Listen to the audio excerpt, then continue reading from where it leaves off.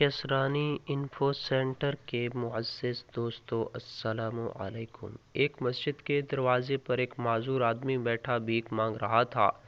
ایک انگریز وہاں مسجد کو دیکھنے کے لیے آیا۔ وہ انگریز بڑا عہدہ رکھتا تھا۔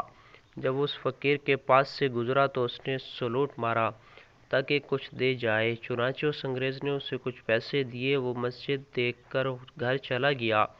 گھر جا کر اسے معلوم ہوا کہ جس بٹوے سے پیسے نکال کر دیے تھے وہ بٹوا جیب میں نہیں ہے۔ پیسے بھی کافی تھے اور پتہ بھی نہیں کہ کہاں گرے ہوں گے۔ خیر بات آئی گئی ہو گئی۔ ایک ہفتہ بعد پھر اس کی چھٹی آ گئی۔ اس کی بیوی نے کہا کہ تم مسجد دیکھ آئے تھے، مجھے بھی دکھاؤ۔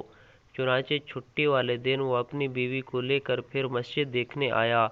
جب وہ انگریز اس معذور کے پاس سے گزرنے لگا تو وہ فقیر فوراً کھڑا ہو گیا اور اس سے کہا کہ آپ پچھلی دفعہ آئے تھے، مجھے پیسے دیے تھے، اس کے بعد آپ بٹوا جیب میں ڈالنے لگے۔ تھوڑی دور آگے جا کر بٹوا گر گیا۔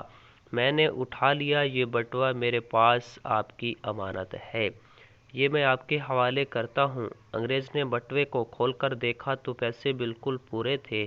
حیران ہو کر وہ سوچنے لگا کہ بٹوا تو دے دیتا مگر اس کے اندر کی کچھ رقم نکال سکتا تھا۔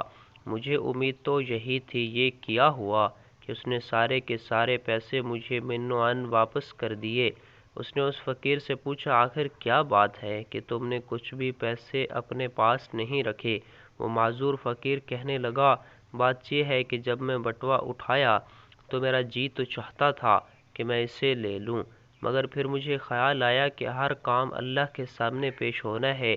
اگر میں یہ پیسے رکھ لوں گا اور کل قیامت کے دن میں حضور صلی اللہ علیہ وآلہ وسلم کے پیچھے کھڑا ہوں گا، اس وقت ایسا نہ ہو کہ آپ میرے نبی حضور صلی اللہ علیہ وسلم کو گلہ دیں کہ آپ کے اس امتی نے میرے پیسے رکھ لیے تھے۔ یہ سوچ کر میں نے اس میں کوئی خیانت نہیں کی اور آپ کے پیسے آپ کو واپس لوٹا دیے۔